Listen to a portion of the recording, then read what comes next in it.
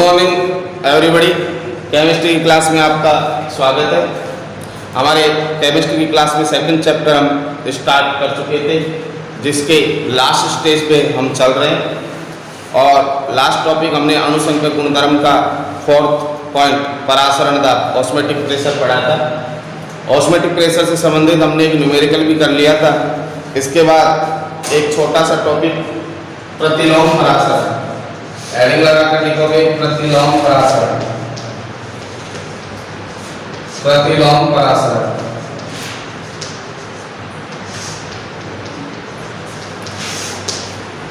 देखो, प्रतिलोम परासरण क्या होता है। तो परासरण के बारे में हमने लिखा था कि अर्धपारगम्य झिल्ली द्वारा विलायक के कणों का विलयन के कणों की ओर जो गमन होता है वो क्या कहलाता है? परासरण कहलाता है। अब प्रतिलोम का मतलब उल्टा और परासरण का क्या हो गया? विपरीत। वो क्या कहलाएगा? प्रतिलोम परासरण। तो क्या होता है प्रतिलोम परासरण के अंदर कि परासरण दाब के से अधिक, परासरण दाब से अधिक लगाए गए बाह्य दाब के कारण, जब परासरण दाब से भी अधिक बाह्य दाब लगा दिया जाए तो जो प्रक्रिया पहले चल रही थी वो क्या हो जाएगी? उल्टी हो जाएगी। अब शुद्ध विलायक के कण है वो विलयन से क्या निकलने लगते हैं? बाहर निकलने लगते हैं। अर्थात परासरण की दिशा क्या हो जाती है? बदल जाती है। देखो, हमने परासरण क्या देखा था कि बीच में हमने क्या लगा ली थी? अर्धपारगम्य झिल्ली। ये अर्धपारगम्य झिल्ली थी। एक तरफ हमने भर रखा था क्या? विलयन। एक तरफ भर रखा था विलयन और एक तरफ का हमारे पास विलायक। और परासरण के अंदर क्या होता था? विलायक के कण अर्धपारगम्य झिल्ली के द्वारा किसकी ओर गमन कर रहे थे? विलयन की ओर। लेकिन अब हमने पिस्टन के द्वारा इसमें एक बाह्य दाब लगा दिया। क्या लगा दिया? तो लगाया गया वह बाह्य दाब, और बाह्य दाब किससे अधिक होना चाहिए? परासरण दाब से अधिक होना चाहिए। तो लगाया गया वह बाह्य दाब जो किससे अधिक हो? परासरण दाब से अधिक हो। तो जिसके कारण शुद्ध विलायक जो किसमें था? विलयन में। जिसके कारण शुद्ध विलायक विलयन से अर्धपारगम्य झिल्ली से क्या निकलने लगे? बाहर निकलने लगे। तो विलयन के अंदर भी क्या था? विलायक और विलय। इसके अंदर क्या था? विलायक प्लस विलय। तो अब पहले तो ये वाले विलायक के कण विलयन की ओर जा रहे थे यो परासरण के अंदर। अब विलयन के जो शुद्ध विलायक के कण है वो अर्धपारगम्य झिल्ली से अर्थात विलयन से क्या निकलने लगते हैं? बाहर निकलने लगते हैं। जिसके कारण परासरण की दिशा क्या हो जाती है? बदल जाती है। तो दिशा बदलती है, पहले तो इस तरफ और अब इस तरफ आ रहे हैं। बाह्य दाब के कारण जब परासरण की दिशा बदलने लगती है, इस प्रक्रिया को क्या कहते हैं? प्रतिलोम परासरण। तो प्रतिलोम परासरण की परिभाषा लिखेंगे।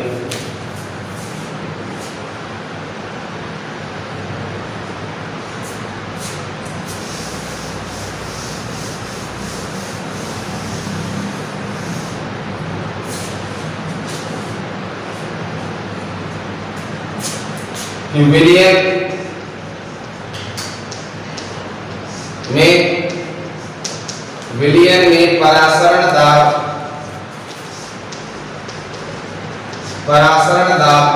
से अधिक, परासरण दाब से अधिक बाह्य दाब लगाने पर शुद्ध विलायक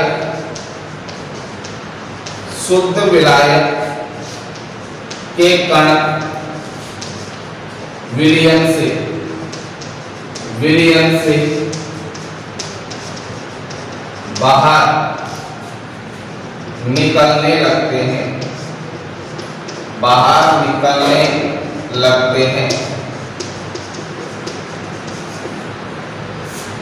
अर्थात परासरण की दिशा बदलने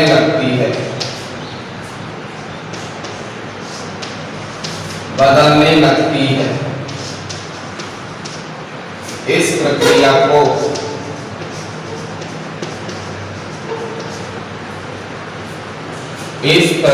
को प्रतिलोम परासरण कहते हैं। अर्थात अर्धपारगम्य झिल्ली का के अंदर जो प्रोसेस हो रही थी वो जस्ट रिवर्स हो जाए, विपरीत हो जाए, तो उस प्रक्रिया को क्या कहेंगे? प्रतिलोम परासरण। परिभाषा नोट करोगे।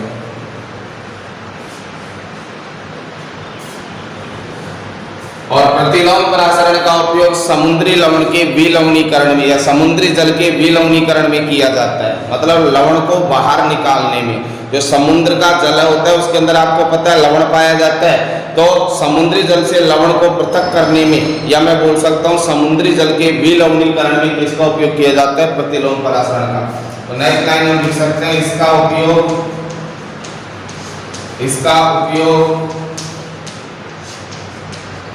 समुद्री जल के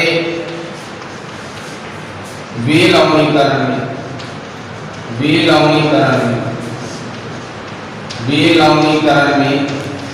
किया जाता है।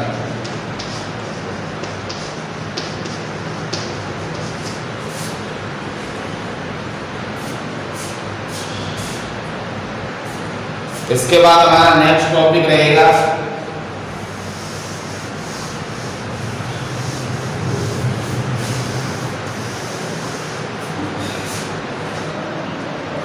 नया टॉपिक है इसके बाद असामान्य मोलर द्रव्यमान,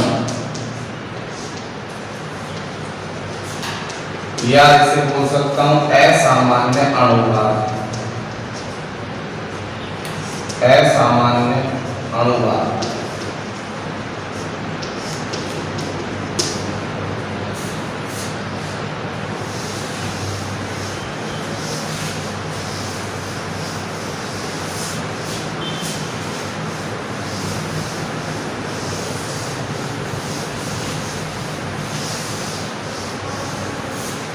देखो ध्यान से समझोगे, असामान्य मोलर द्रव्यमान का मतलब क्या है और असामान्य अणुभार का मतलब क्या है। देखो जब हम किसी विलय को किसमें मिलाए? विलायक में।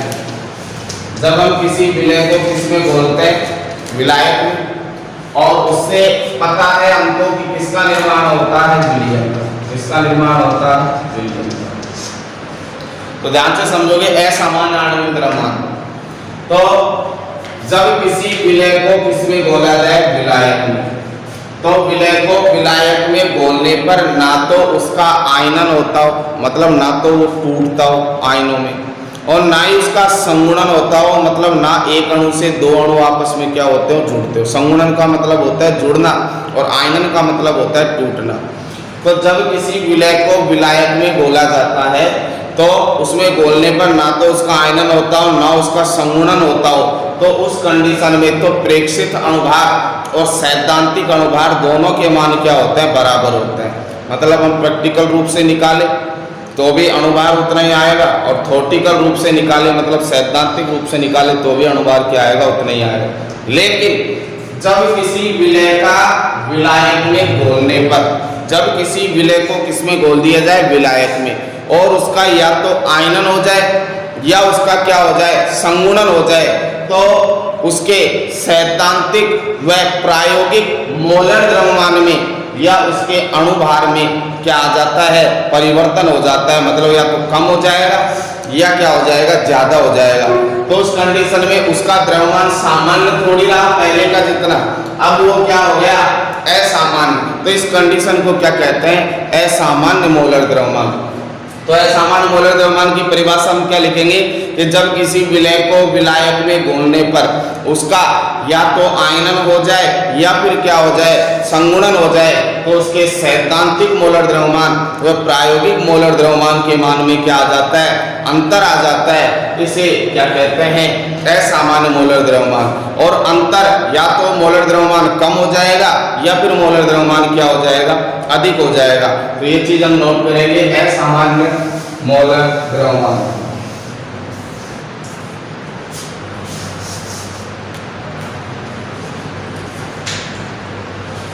लिखेंगे जब किसी, पहला पॉइंट इसके अंदर, जब किसी विलय को विलायक में, जब किसी विलय को विलायक में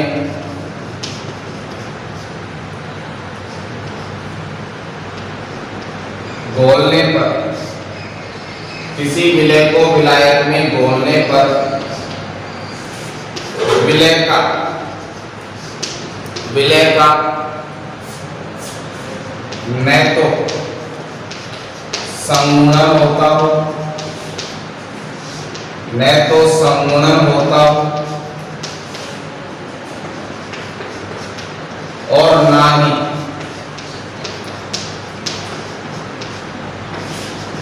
आयनन होता हो।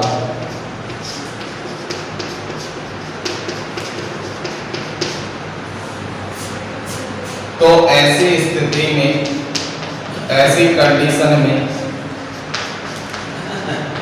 ऐसी स्थिति में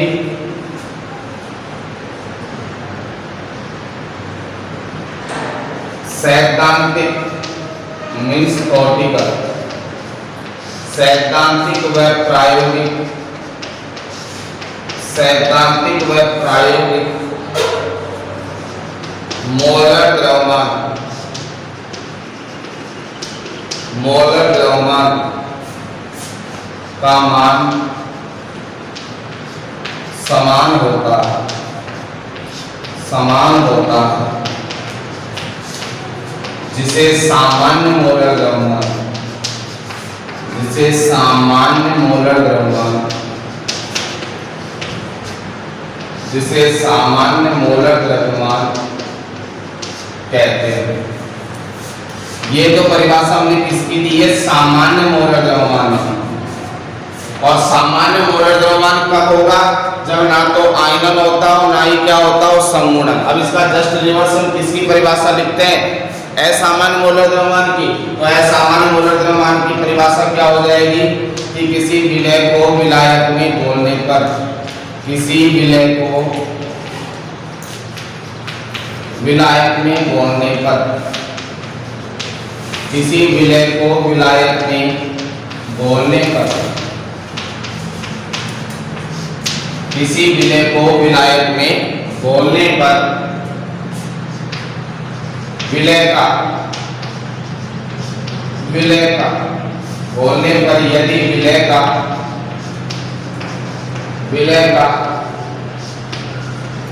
आयनन या संगुणन हो जाता है, विलय का आयनन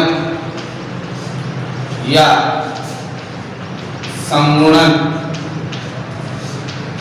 हो जाता है तो, संगुणन हो जाता है तो, आयनन या संगुणन हो जाता है तो सैद्धांतिक व प्रायोगिक, सैद्धांतिक व प्रायोगिक मोलर द्रव्यमान में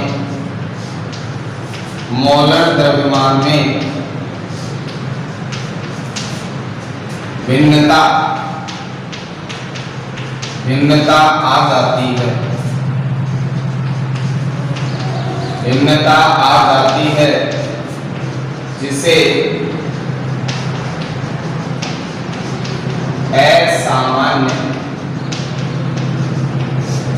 असामान्य मोलर द्रव्यमान कहते हैं, जिसे असामान्य मोलर द्रव्यमान कहते हैं।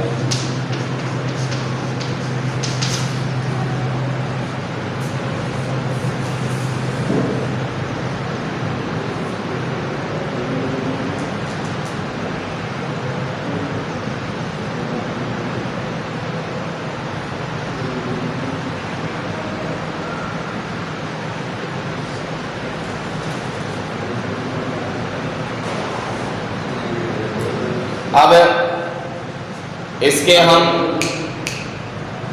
हम उदाहरण देखेंगे।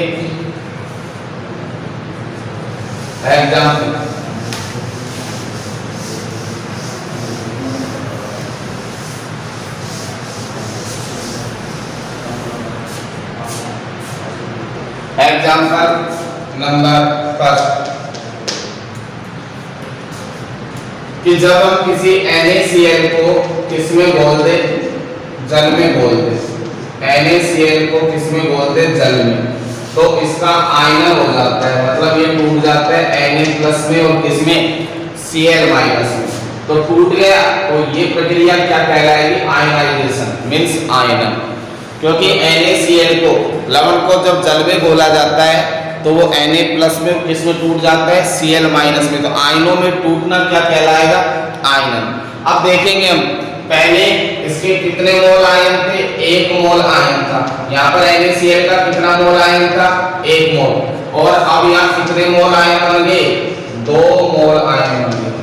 कितने मोल आयन बन गए, तो बताओ आयनों की संख्या में वृद्धि हुई कि नहीं हुई, आयनों की संख्या में वृद्धि हो गई। तो आयनों की संख्या में वृद्धि हो जाने के कारण तो यहाँ पर क्या हो जाएगा कि प्रायोगिक जो मोलर द्रव्यमान है वो सैद्धांतिक मोलर द्रव्यमान का क्या रह जाएगा, आधा रह जाएगा। तो ये उदाहरण लिख लेंगे हम कि NaCl को जल में घोलने पर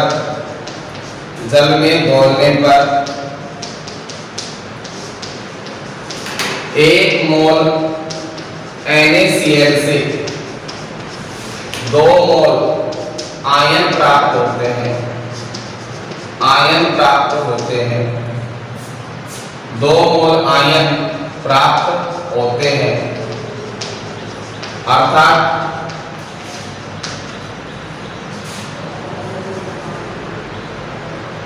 एक मोल से 2 मोल आयन प्राप्त हो गए, अर्थात आयनों की संख्या में वृद्धि हो जाती है। आयनों की संख्या बढ़ जाने के कारण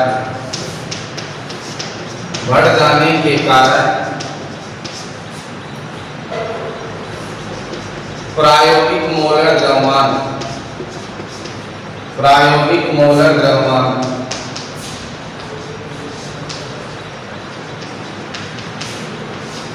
सैद्धांतिक मोलर द्रव्यमान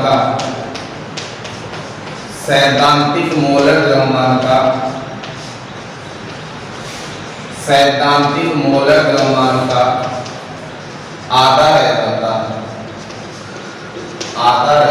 क्यों रह जाएगा आधा, क्योंकि यहाँ कितने मोल है, 2, और यहाँ कितना मोल है, 1, तो उस कंडीशन में सैद्धांतिक मोलर द्रव्यमान, प्रायोगिक मोलर द्रव्यमान सैद्धांतिक मोलर द्रव्यमान का क्या रह जाएगा, आधा। या फिर मैं ऐसे बोल दूं कि सैद्धांतिक मोलर द्रव्यमान प्रायोगिक मोलर द्रव्यमान का क्या हो जाएगा, दुगुना। बात वही है। तो क्यों हो जाएगा, क्योंकि यहाँ 1 ही मोल है, यहाँ कितने मोल बन गए, 2 मोल, उसके कारण उसका क्या हो जाता है, आधा हो जाता है। तो पहला एग्जांपल नोट करो।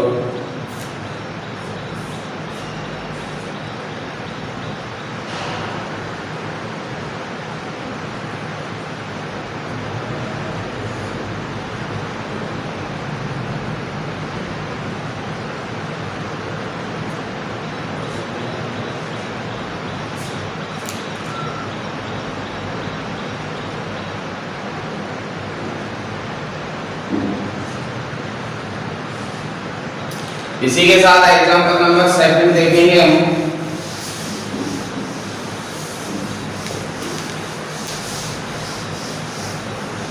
उदाहरण नंबर 2, एग्जांपल नंबर 2 कि एसिटिक अम्ल मतलब एथेनोइक अम्ल, फार्मिक अम्ल और बेंजोइक अम्ल, इनको कम परावैद्युतांक वाले विलायक जैसे बेंजीन में घोल दिया जाए। किसमें घोल दिया जाए, बेंजीन में घोल दिया जाए, तो हाइड्रोजन बंध के द्वारा इनका द्विलकीकरण हो जाता है। द्विलकीकरण का मतलब 2 अणु आपस में क्या हो जाते हैं, जुड़ जाते हैं। जब 2 अणु आपस में जुड़ जाएंगे तो उनके कणों की संख्या में या मोलों की संख्या में क्या हो जाएगी, कमी हो जाएगी। जब यहाँ तो कणों की या मोलों की संख्या में वृद्धि हो रही है और यहाँ मोलों की संख्या में क्या हो जाएगी, कमी हो जाएगी, तो उस कंडीशन में प्रायोगिक मान और सैद्धांतिक मान का क्या हो जाएगा, दुगुना हो जाएगा। तो देखो ऐसे मैंने उदाहरण ले लिया एसिटिक अम्ल का CH3COOH, सॉरी फार्मिक एथेनोइक अम्ल ले लिया हमने, एथेनोइक अम्ल, और एथेनोइक अम्ल का ही दूसरा नाम है एसिटिक अम्ल। एथेनोइक अम्ल का दूसरा नाम है एसिटिक अम्ल। एसिटिक अम्ल इस एसिटिक अम्ल को हमने बोल दिया किसके अंदर, बेंजीन के अंदर। किसके अंदर बोल रहे हैं, बेंजीन के अंदर। और इसके कितने अणु ले लिए, 2 अणु। ध्यान से समझोगे, पहले इसके कितने अणु ले लिए, 2 अणु। जब बेंजीन के अंदर घोलेंगे तो ये दोनों अणु आपस में हाइड्रोजन बंध के द्वारा क्या हो जाते हैं, जुड़ जाते हैं। जब दोनों अणु हाइड्रोजन बंध के द्वारा जुड़ जाएंगे तो इसको मैं ऐसे लिख देता हूं CH3COOH का ऑल्टोइड। बताओ पहले इसके कितने मोल थे, 2 मोल, और 2 मोल से घटकर अब इसका कितना मोल रह गया, 1 मोल। तो बताओ मोलों की संख्या में कमी हुई या वृद्धि हुई, कमी हो गई, जबकि ऊपर वाले में मोलों की संख्या में क्या हो रही थी, वृद्धि। अब इसके अंदर मोलों की संख्या में क्या हो गई, कमी। जब मोलों की संख्या यहाँ तो बढ़ रही थी, यहाँ कम हो जाएगी, तो प्रायोगिक मोलर द्रव्यमान सैद्धांतिक मोलर द्रव्यमान का क्या हो जाता है, दुगना हो जाता है। तो ये ना हम लिखेंगे कि एथेनोइक अम्ल, एथेनोइक अम्ल, इसके स्थान पर हम ले सकते हैं फार्मिक अम्ल, या इसके स्थान पर हम ले सकते हैं बेंजोइक अम्ल। बेंजोइक अम्ल तो कम पैरावैद्युतांक, कम पैरावैद्युतांक वाले विलायक, कम पैरावैद्युतांक वाले विलायक जैसे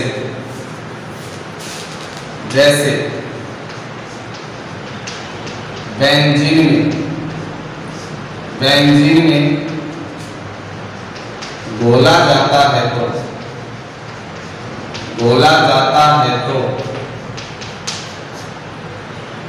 तो क्या हो जाएगी, मोलों की संख्या में क्या हो जाती है, कमी हो जाती है। या मैं कह दूं यहाँ तो आयनन हो रहा था, अब यहाँ जुड़ गया हूं तो इसका क्या हो गया, संगुणन।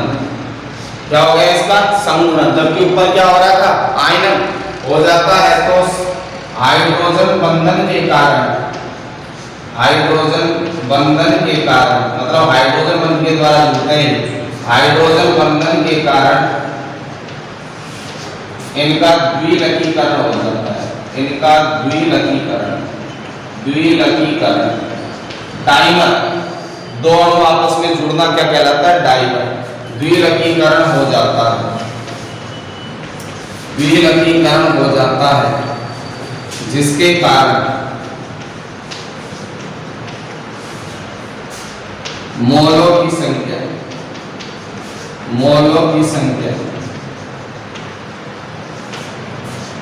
में कमी आ जाती है, मोलों की संख्या में कमी आ जाती है, जिससे प्रायोगिक मोलर द्रव्यमान सैद्धांतिक मोलर द्रव्यमान का, प्रायोगिक मोलर द्रव्यमान सैद्धांतिक मोलर द्रव्यमान का दुगुना हो जाता है। सैद्धांतिक मोलर द्रव्यमान का, सैद्धांतिक मोलर द्रव्यमान का दुगुना हो जाता है। ये बात समझ में आई। यहाँ तो प्रायोगिक मोलर द्रव्यमान दुगुना हो रहा है, ऊपर प्रायोगिक मोलर द्रव्यमान आधा हो रहा है। उसका रीजन है यहाँ तो मोलों की संख्या में क्या हो रही है, वृद्धि, जबकि यहाँ मोलों की संख्या में क्या हो रही है, कमी। क्योंकि यहाँ पर कितने मोल थे, 2, अब इसका कितना मोल रह गया, 1 मोल रह गया। तो मोलों की संख्या में कमी होने के कारण यहाँ तो प्रायोगिक मोलर द्रव्यमान दुगुना हो जाता है, और यहाँ प्रायोगिक मोलर द्रव्यमान मोलों की संख्या में वृद्धि के कारण क्या हो जाता है, आधा हो जाता है। तो दोनों एग्जांपल नोट करेंगे, फिर हम देखेंगे कि किस प्रकार से हाइड्रोजन बंध से जुड़ रहा है। इसको अपन स्ट्रक्चर बनाकर समझाएंगे। इसे नोट कर लो पहले।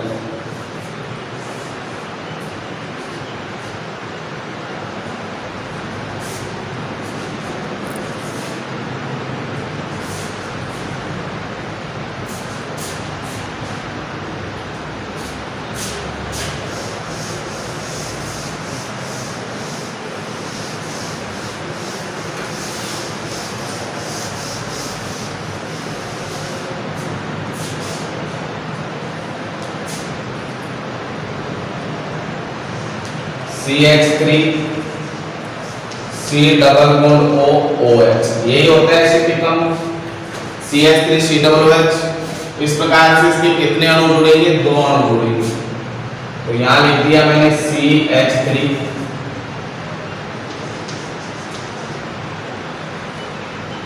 C, यहाँ OH और यहाँ लगा दिया डबल बॉन्ड। अब इसका ऑक्सीजन और इसका हाइड्रोजन बॉन्ड का निर्माण कर लेगा और इसका हाइड्रोजन इसका ऑक्सीजन भी किसका निर्माण कर लेगा। तो यहाँ किसका निर्माण हो गया? ये हाइड्रोजन बॉन्ड का। और हाइड्रोजन बॉन्ड के कारण ये दोनों एसिटिक अम्ल है, इसके अणु आपस में क्या हो जाते हैं? जुड़ जाते हैं। तो यहाँ पर हो गया एसिटिक अम्ल का द्विलकीकरण, एसिटिक अम्ल का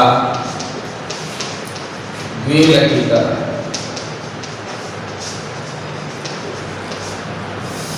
और एसिटिक अम्ल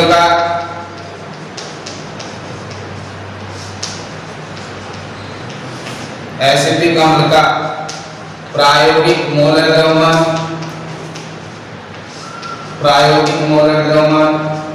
कितना होगा और सैद्धांतिक मोलर द्रव्यमान कितना होगा वो भी नोट करेंगे। एसिटिक अम्ल का प्रायोगिक मोलर द्रव्यमान और एसिटिक अम्ल का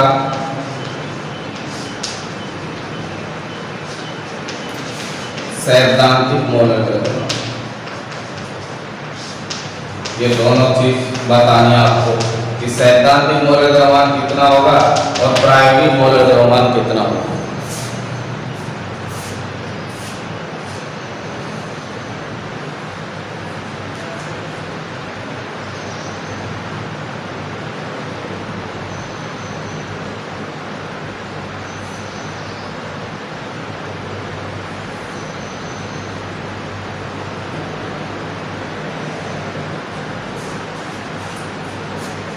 और सैद्धांतिक कोई वास्तविक मोलर द्रव्यमान भी बोलते हैं, वास्तविक मोलर द्रव्यमान।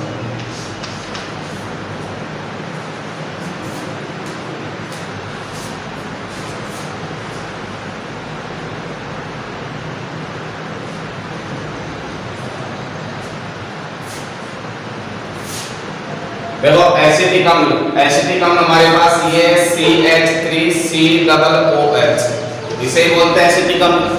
तो इसका अपन अनुपात मोलर द्रव्यमान निकाले तो कार्बन कितने हैं इसके अंदर? 2, तो 2 तो है इसके अंदर कार्बन। हाइड्रोजन 3 और कितना हो गया? 4 है इसके अंदर हाइड्रोजन। और ऑक्सीजन कितने हैं इसके अंदर? 2 इसके पास क्या है? ऑक्सीजन। काउंटिंग करके निकालोगे तो 2 इंटू तो क्या करोगे? 12। कार्बन का परमाणु भार कितना होता है? 12। हाइड्रोजन का होता है 1 और ऑक्सीजन का होता है कितना? 16। तो ये हो गया 24, 4 और 32। तो ये हो गया 32 और 4 हो गई 36, 36 और 24 हो गया कितना? 67। तो इसका मतलब क्या हो गया कि एसिटिक अम्ल का जो सैद्धांतिक और वास्तविक मोलर द्रव्यमान होता है वो कितना होता है? 7। लेकिन इसका प्रायोगिक मोलर द्रव्यमान है उसमें कितने अणु हैं प्रायोगिक रूप से? क्योंकि ये किसका निर्माण कर रहा है? डाइमर का, द्विलक का। तो द्विलक का 60 इसका और 60 इसका, 60 और 60 कितना हो गया? 120। तो प्रायोगिक मोलर द्रव्यमान तो इसका कितना आएगा? 120। और सैद्धांतिक या वास्तविक मोलर द्रव्यमान एसिटिक अम्ल का कितना होता है? 60 होता है। इसका रीजन क्या हो गया? अब यहाँ से क्वेश्चन कैसे पूछ लेता है? क्वेश्चन ऐसे पूछ लेता है, समझाइए कि क्यों एसिटिक अम्ल का वास्तविक मोलर द्रव्यमान 60 होता है जबकि प्रायोगिक मोलर द्रव्यमान कितना होता है? 120। या क्वेश्चन ऐसे पूछ ले कि समझाइए कि क्यों एसिटिक अम्ल का प्रायोगिक मोलर द्रव्यमान सैद्धांतिक मोलर द्रव्यमान से क्या होता है? अधिक होता है। क्वेश्चन ऐसे पूछ ले कि एसिटिक अम्ल का प्रायोगिक मोलर द्रव्यमान सैद्धांतिक मोलर द्रव्यमान से क्या होता है? अधिक होता है। क्यों? तो उसका रीजन क्या है? क्योंकि एसिटिक अम्ल बेंजीन विलायक के अंदर किसका निर्माण कर लेता है? द्विलक का, डाइमर का निर्माण कर लेता है, जिसके कारण इसका प्रायोगिक मोलर द्रव्यमान है बस सैद्धांतिक मोलर द्रव्यमान से क्या हो जाता है? दुगुना। मतलब 60 के स्थान पर कितना प्राप्त हो जाता है? 120। तो मैं क्वेश्चन लिखो इसी के नीचे कि क्वेश्चन किस प्रकार से आपसे पूछ सकता है।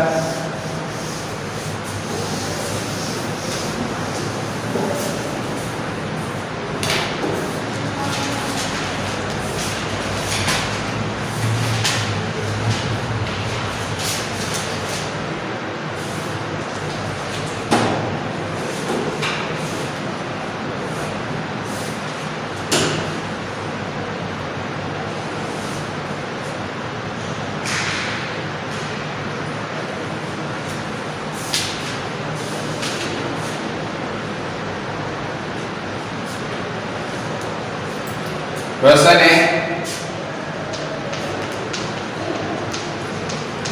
कि एसिटिक अम्ल का मोलर द्रव्यमान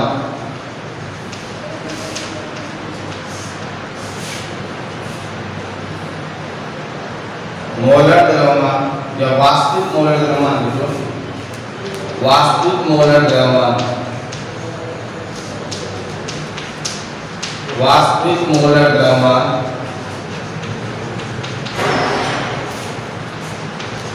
प्रायोगिक मोलर द्रव्यमान का, प्रायोगिक मोलर द्रव्यमान का, प्रायोगिक मोलर द्रव्यमान का आधा होता है क्यों, आधा होता है क्यों। या मैं पहले वास्तविक की जगह क्या कर देता प्रायोगिक, और प्रायोगिक की जगह क्या कर देता वास्तविक, तो फिर आधा नहीं होकर क्या हो जाता है दुगना होता है क्यों। क्वेश्चन ऐसे भी पूछ सकता था।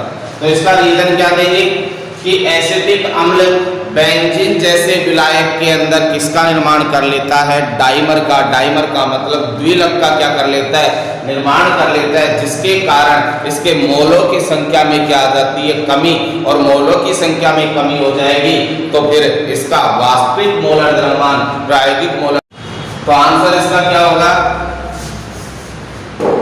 कि एसिटिक अम्ल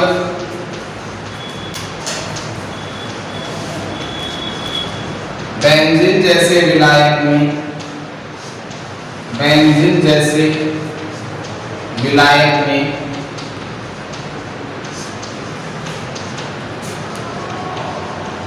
हाइड्रोजन बंध के द्वारा, हाइड्रोजन बंध के द्वारा जुड़कर, हाइड्रोजन बंध के द्वारा जुड़कर द्विलक का निर्माण, द्विलक का निर्माण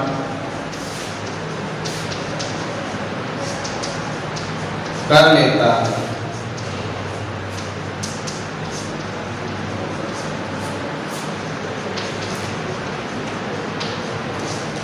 जिसके कारण इसके मोलों की संख्या में, इसके मोलों की संख्या में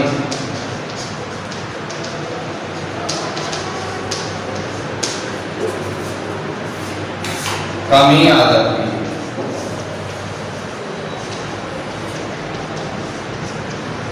इसलिए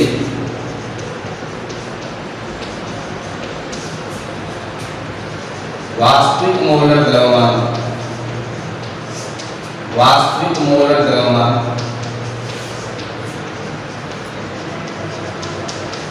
प्रायोगिक मोलर द्रव्यमान का, प्रायोगिक मोलर द्रव्यमान का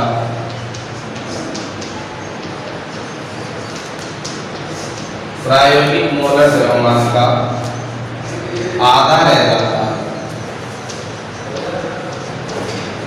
आधा रह जाता है।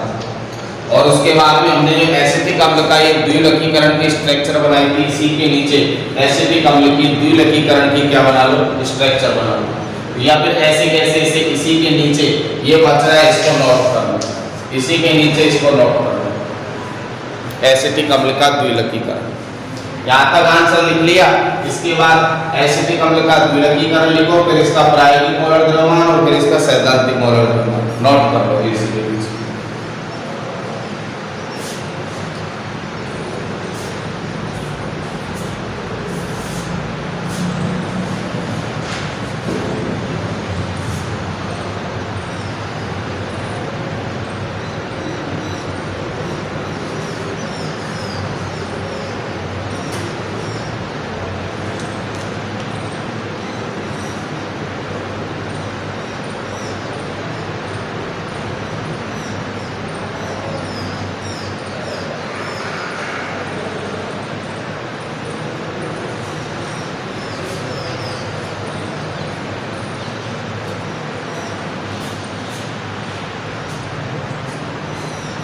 इसके नोट करने के बाद हम नए टॉपिक पर चर्चा करेंगे और नेक्स्ट टॉपिक हमारा जो होगा वो होगा बॉन्ड भाग गुणांक।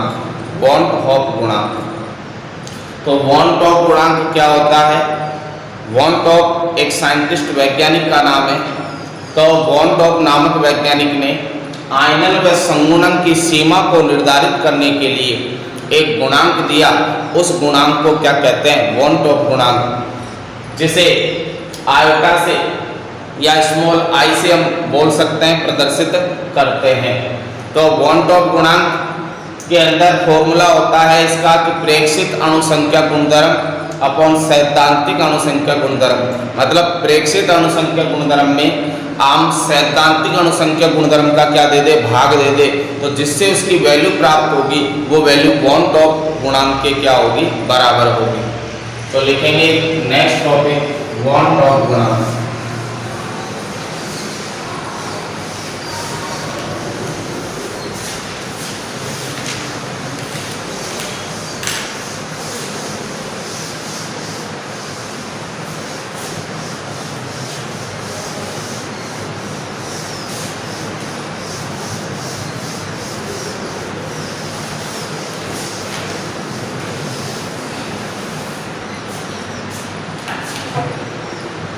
तो हेडिंग है वॉन टॉप गुणांक, जिसे स्मॉल आई से प्रदर्शित करते हैं।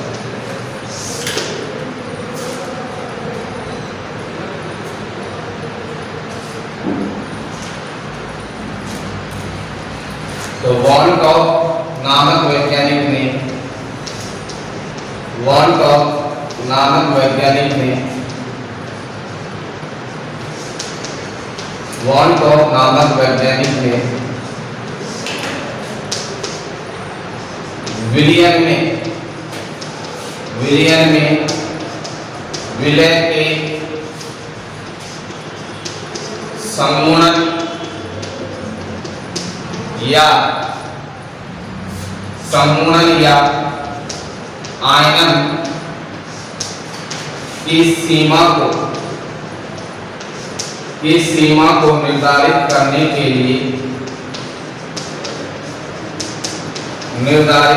के लिए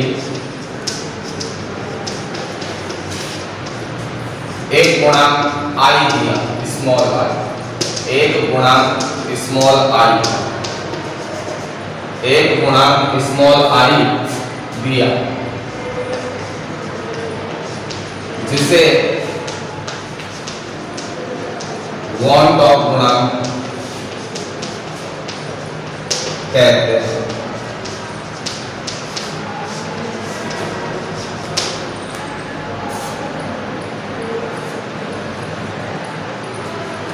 इसी की दूसरी परिभाषा हम लिख सकते हैं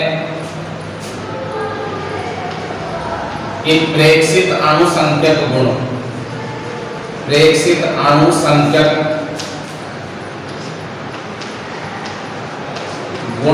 को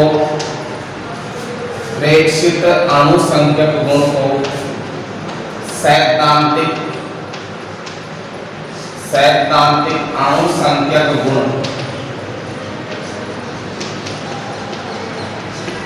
से विभाजित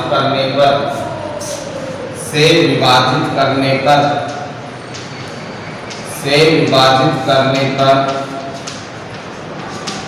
प्राप्त मान वॉन टॉप गुणांक के बराबर होता है। वॉन टॉप गुणांक के बराबर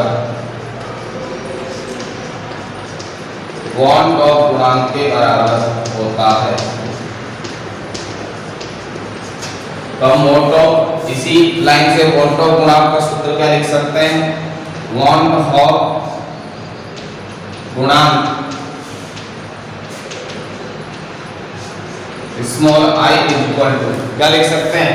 देखो, प्रेक्षित अणुसंख्यक गुण को किससे विभाजित करना है? सैद्धांतिक से। तो मैं क्या लिखूंगा? प्रेक्षित अणुसंख्यक गुण अपॉन सैद्धांतिक अणुसंख्यक गुण। तो यहां हो जाएगा प्रेक्षित अणुसंख्यक गुण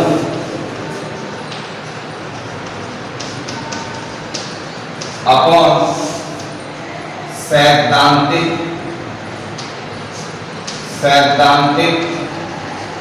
अणुसंख्यक गुण।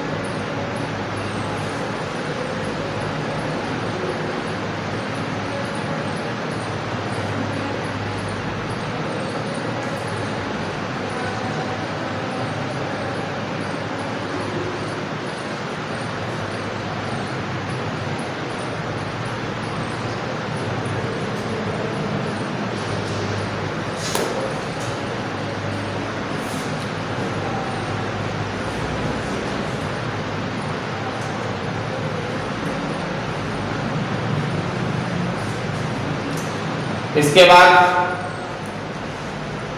यहाँ पर जो प्रेक्षित अणुसंख्यक गुण होते हैं या अणुसंख्यक जो गुण होते हैं जो उस विलय के अणुभार के या मोलर द्रव्यमान के क्या होते हैं, व्युत्क्रमानुपाती होते हैं।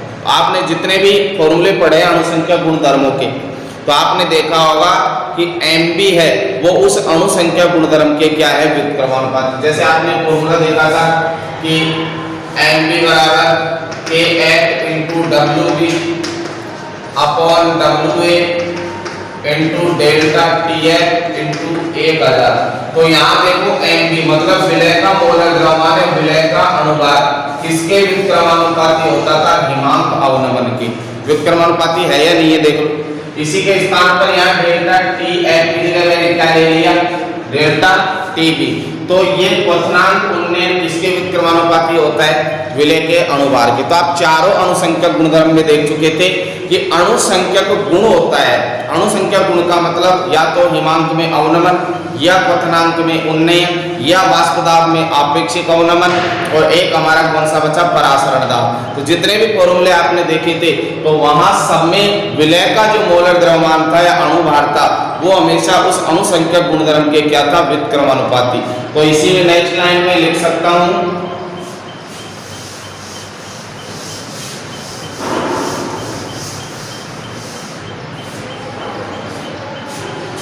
नेक्स्ट लाइन हो जाएगी कि अणुसंख्यक गुण, अणुसंख्यक गुण विलय के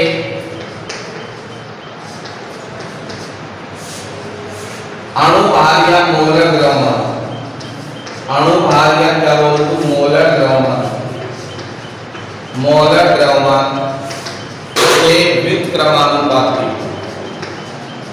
के व्युत्क्रमानुपाती होता है। अब व्युत्क्रमानुपाती होगा तो मैं अर्थात क्या लिख सकता हूं, नया फॉर्मूला बॉन्ड-टॉप गुणांक का। तो बॉन्ड-टॉप गुणांक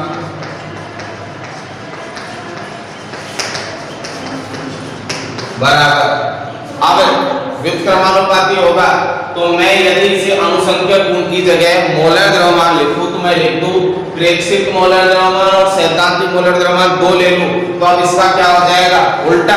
तो ऊपर तो आ जाएगा सैद्धांतिक मोलर द्रव्यमान और नीचे कौन सा आ जाएगा, प्रेक्षित मोलर द्रव्यमान। तो नया फॉर्मूला बन गया बॉन्ड-टॉप गुणांक I बराबर सैद्धांतिक मोलर द्रव्यमान, सैद्धांतिक मोलर द्रव्यमान, सैद्धांतिक मोलर द्रव्यमान अपॉन प्रायोगिक मोलर द्रव्यमान, प्रायोगिक मोलर द्रव्यमान।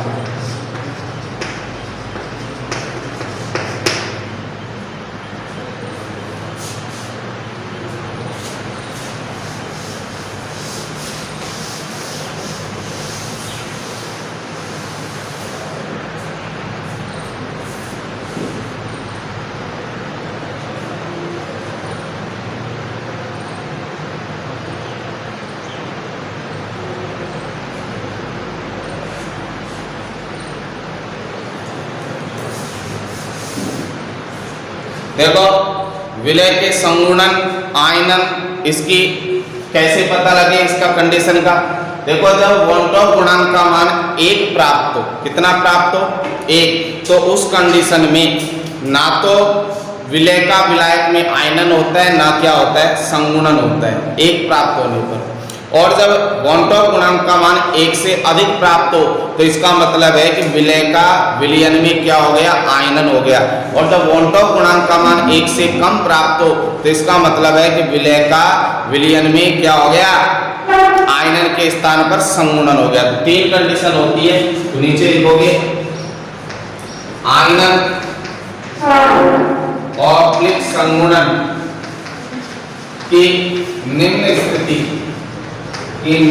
स्थिति होती है। और condition number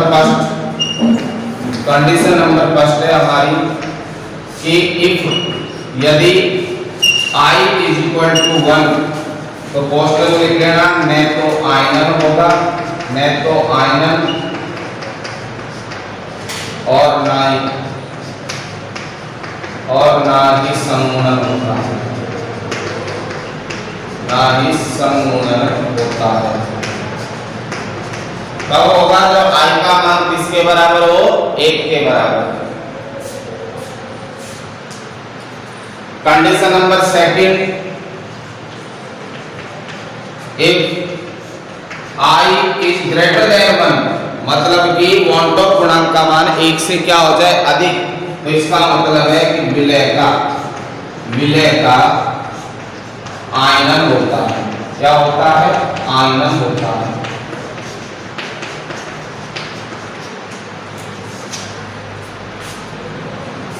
condition number third, स्थिति नंबर 3 कि if I is less than 1 कि वोल्टॉप गुणांक का मान 1 से क्या हो जाए कम प्राप्त हो जाए तो विलय का संगुणन हो जाता है। तो विलय का संगुणन हो जाता है, संगुणन होता है। ये 3 स्थिति 3 कंडीशन।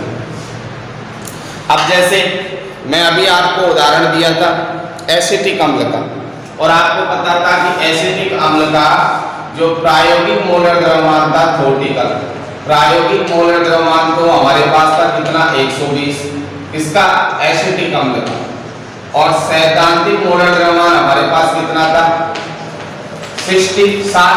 अभी तुम्हारे सामने एग्जांपल लेके बताया था एसिटिक अम्ल का। अब मैं पूछ रहा हूँ बताओ प्रायोगिक मोलर द्रव्यमान एसिटिक अम्ल का 120 है और सैद्धांतिक मोलर द्रव्यमान कितना है 60 है। तो बताओ इसमें एसिटिक अम्ल का आयनन हुआ है या संगुणन हुआ है, तो कैसे बताओगे।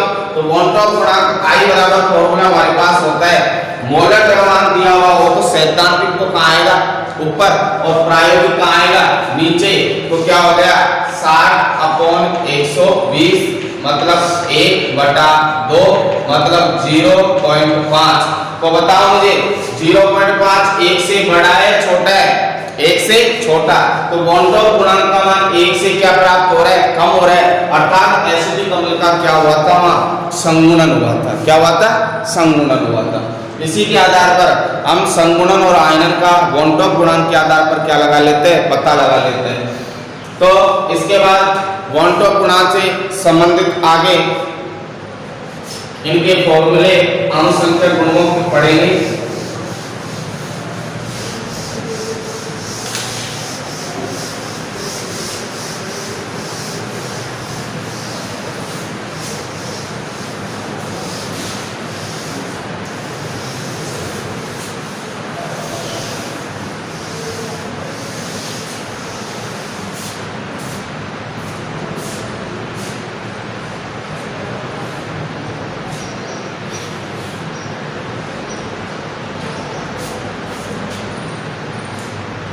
लिखोगे इसी में कि विलय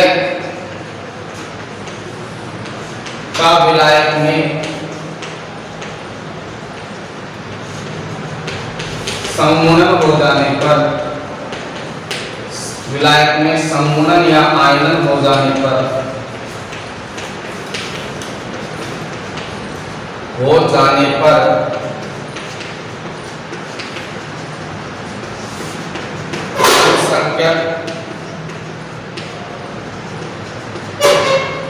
गुणधर्म के सूत्रों को वांट ऑफ गुणांक से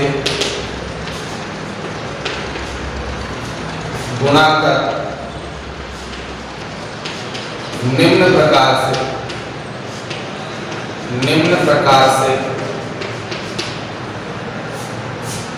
लिखते हैं।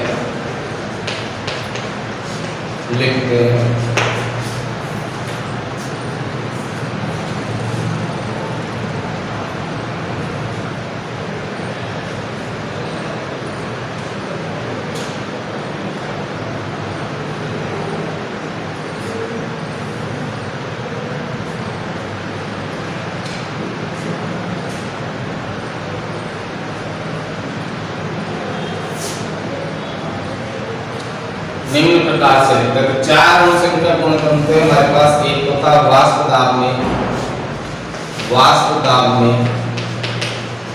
आपेक्षिक अवनमन,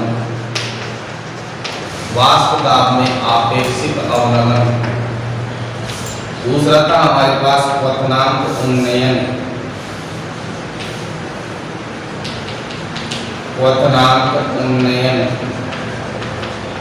तीसरा था हमारे पास हिमांक अवनमन, और चौथा संख्या गुणधर्म था हमारे पास परासरण दाब।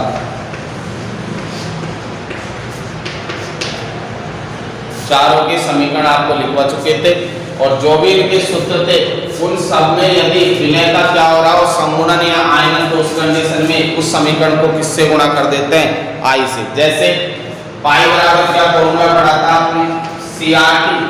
तो यदि विलय का समूहन या आयनन हो रहा हो तो पाई बराबर क्या हो जाएगा? I into CRT, ICR। तो इसको किससे गुणा कर देते हैं? इसके वांट ऑफ गुणांक से गुणा कर देते हैं।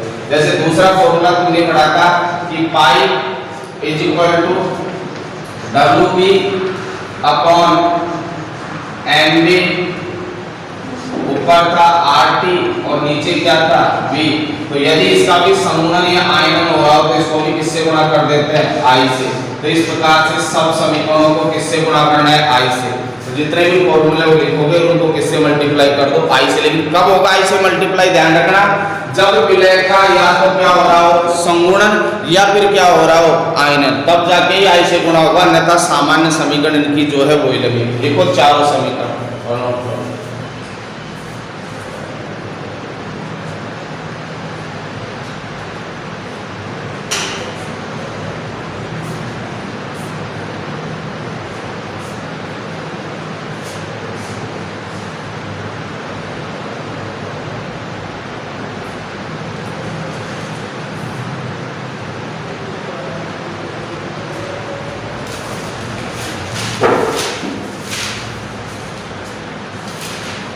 वाष्पदाब में आपेक्षिक अवनमन पहला था। वाष्पदाब में आपेक्षिक अवनमन किसे कहते थे? P not A minus P upon P not A, इसे कहा था वाष्पदाब में आपेक्षिक अवनमन। और ये किसके बराबर होता था? विलय के मोल भिन्न के बराबर। एक समीकरण तो ये पड़ी थी, तो इसको भी अब देखो वाष्पदाब में आपेक्षिक अवनमन स्वयं संख्या गुणधर्म है, तो इसके सामने वाले को कौन सा से गुणा करना है? अर्थात इसको किससे गुणा कर दिया? I से। तो एक समीकरण तुम्हारी ये हो गई। इसी में दूसरा फॉर्मूला लिखाया था हमने। दूसरा फॉर्मूला क्या लिखाया था कि MB बराबर ये फॉर्मूला लिखाया था, या फिर सीधा इसी से लिख लो आप, तो इसी से बन जाएगी। XB के स्थान पर अपन ने क्या रख दिया था? WB upon MB upon WA upon MB plus WB upon MB। जहां विलयन को क्या कर दिया था? तनु कर दिया था। तो तनु के अंदर WB अपॉन MB कम हो गया था किसकी तुलना में? WA अपॉन MB की तुलना में। नगर ने मान लिया था, तो आगे जाके उसी समीकरण को भी आप किससे गुणा कर देना? I से। जैसे क्वथनांक उन्नयन था, तो क्वथनांक उन्नयन को किससे लिखा था? डेल्टा TB से। और यहाँ पर इसका फॉर्मूला लिखा था KB into small m। Small m तो विलयन की क्या थी? मोलल था। और KB क्या था?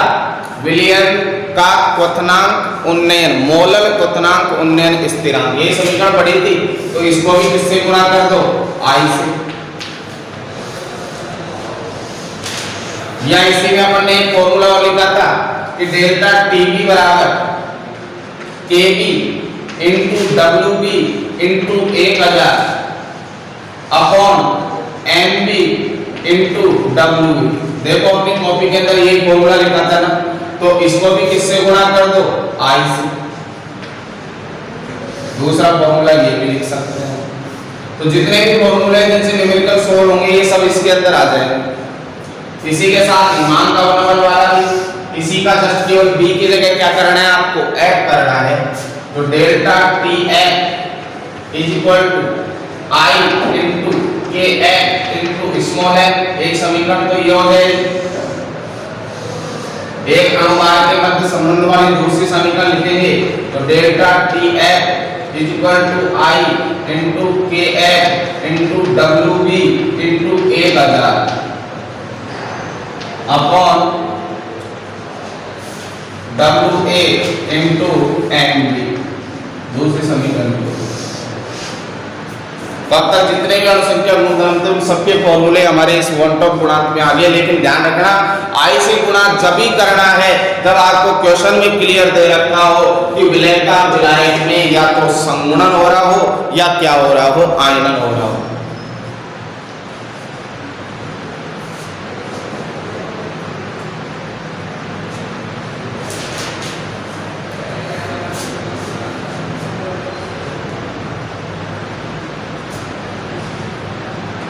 तो सभी समीकरणों का, सभी फॉर्मूलों का तुम्हारा रिवीजन हो गया, अनुसंख्या गुणधर्मों का भी साथ में क्लियर याद करते चलना है आपको। और इन अनुसंख्या गुणधर्मों से संबंधित कुछ न्यूमेरिकल्स तो हमने पढ़ लिए थे और कुछ न्यूमेरिकल्स बच रहे हैं जो हम सोल्व करेंगे। अब केवल आपके इस चैप्टर के 2 टॉपिक बचे हैं। एक तो वन टॉप गुणांक व वियोजन की मात्रा के मध्य संबंध और एक वन टॉप गुणांक व संगुणन की मात्रा के मध्य संबंध। और इसी के साथ फिर आपका ये चैप्टर फिनिश हो जाएगा।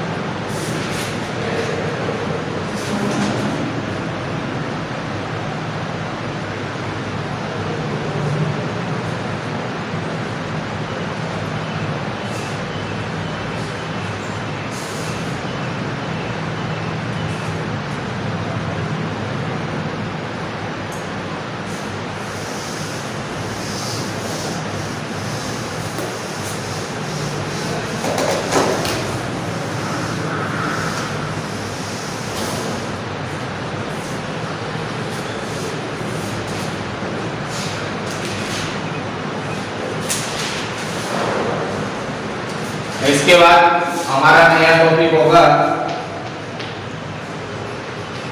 वन टॉप गुणांक आई व वियोजन की मात्रा। वियोजन की मात्रा एल्फा के मध्य संबंध। वियोजन की मात्रा अल्फा के मध्य संबंध। कल की क्लास में हम आपका ये चैप्टर कंप्लीट कर देंगे। इसी के साथ इसके कुछ थ्योरेटिकल क्वेश्चन है वो भी बताएंगे, कुछ न्यूमेरिकल क्वेश्चन है वो भी बताएंगे। आपका सेकंड चैप्टर लगभग लास्ट स्टेज पर है, फिनिश होने वाला है। अपने ऊपर भार नहीं बढ़ाते हुए जो आपको पढ़ाया जा रहा है वो क्लियर करते चले, क्योंकि एक बार आपके ऊपर भार बढ़ने लगा तो अधिक भार हो जाने पर आपका मस्तिष्क संवेदनहीन हो जाएगा, मतलब आपके पढ़ने की इच्छा नहीं होगी, क्योंकि आपको वजन भारी इतना लगेगा कि मेरे से तो उठेगा ही नहीं। और एक बार जो मस्तिष्क आपका सोच लेगा मुझसे उठेगा ही नहीं, तो वास्तव में फिर आपसे वो नहीं उठेगा, क्योंकि हमारा शरीर हमारे मस्तिष्क से कार्य करता है, मीन्स हमारे मन से कार्य करता है। यदि मन हमारा ये कहता है कि हम इसे कंप्लीट करेंगे, पूर्ण करेंगे, हमें इस लक्ष्य को प्राप्त करना है, यदि आपके मन ने सोच लिया तो 100% आप उस लक्ष्य को क्या कर सकते हो, प्राप्त कर सकते हो। लेकिन पहले ही नेगेटिविटी मन के अंदर आ गई आपके मस्तिष्क में कि हमसे ये काम नहीं होगा, तो 100% आपसे कभी भी वो काम नहीं हो सकता, चाहे दुनिया की कोई सी भी हिम्मत आपके साथ लग जाए। इसलिए आपको जो पढ़ाया जा रहा है साथ में क्लियर करते जाना है। आज की क्लास के लिए धन्यवाद। कल हम नेक्स्ट इन 2 टॉपिकों पर चर्चा करके इस पाठ को अलविदा कहेंगे। धन्यवाद।